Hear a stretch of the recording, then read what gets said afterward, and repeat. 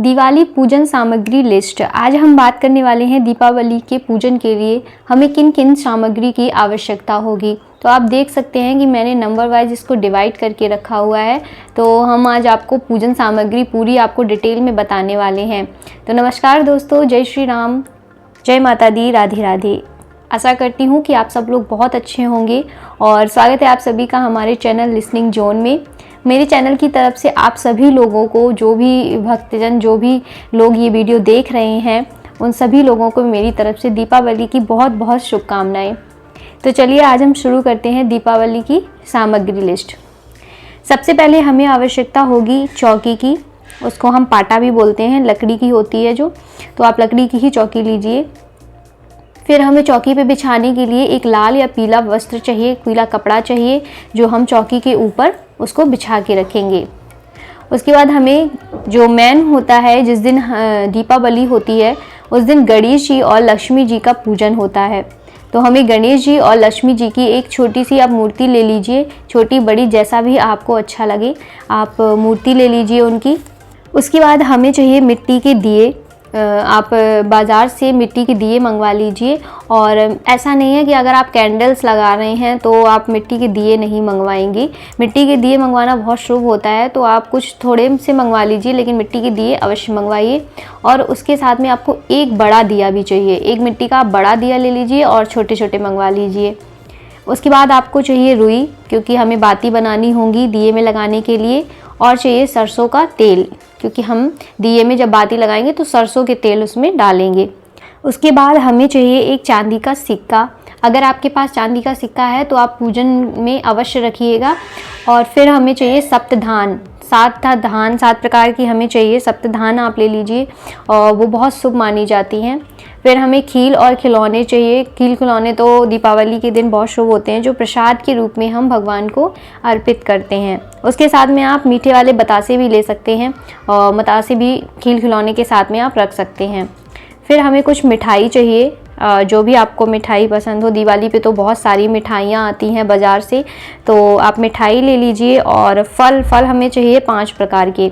तो आप देख लीजिए बाज़ार से, आप 5 प्रकार के कोई भी फल, एक एक फल रखिए, लेकिन 5 प्रकार की होनी चाहिए, तो आप वो फल रख लीजिए।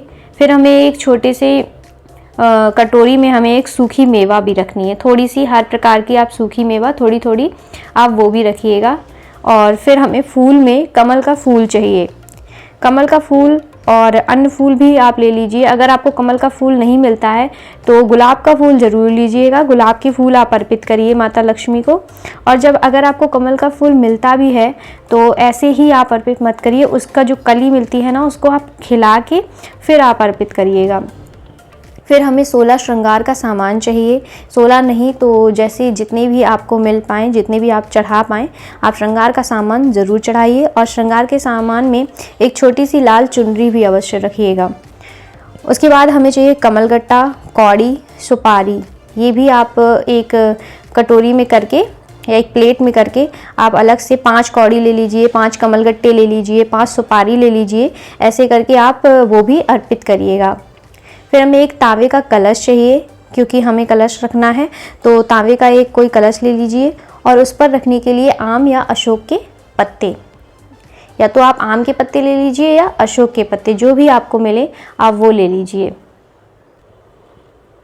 उसके बाद हमें चाहिए नारियल, क्योंकि हम जो कलश रखेंगे उस पे हमें जो आम के पत्ते और हमने या फिर जो भी हमें मिले, अशोक के पत्ते मिले, तो वो रख के उसके ऊपर हमें नारियल रखना है।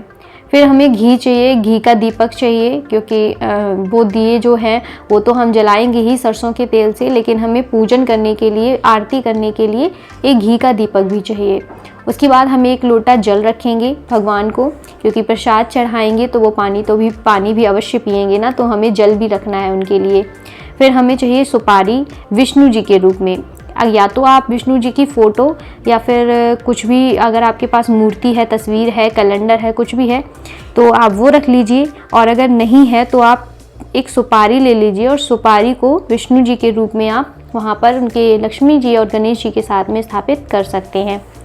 उसके बाद हमें पूजन के लिए रोली चाहिए, सिंदूर चाहिए, अक्षत चाहिए। अक्षत होते हैं चावल जो खंडित नहीं होते हैं, साबुत चावल, उनको बोलते हैं हम अक्षत।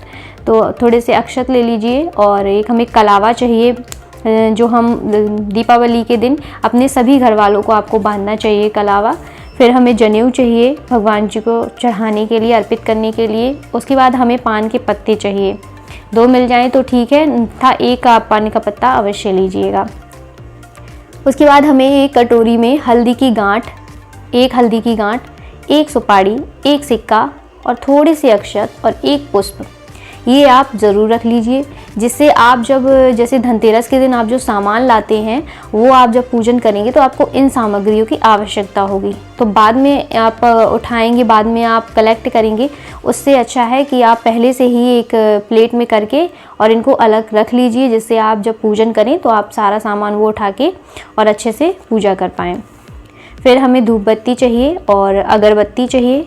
उसके बाद हमें थोड़ी सी इलायची चाहिए, लौंग चाहिए, इलायची और लौंग भी अर्पित करना चाहिए आपको पूजन सामग्री में।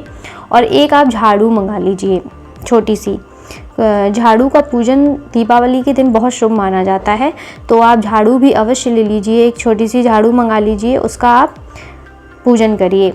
उसके बाद हम लेते हैं बही खाते।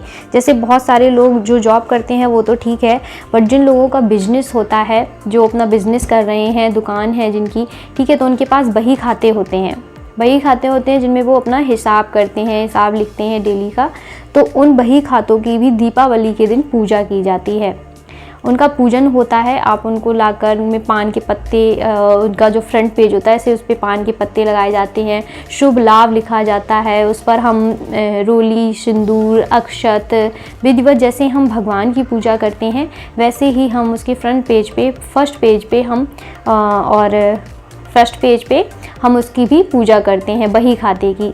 तो जो लोग जिनका बिजनेस है वो लोग ये बात अच्छे से जानते होंगे कि हाँ, हमें बही खाते की वो लोग पूजा करते हैं और बहुत अच्छे से करते हैं।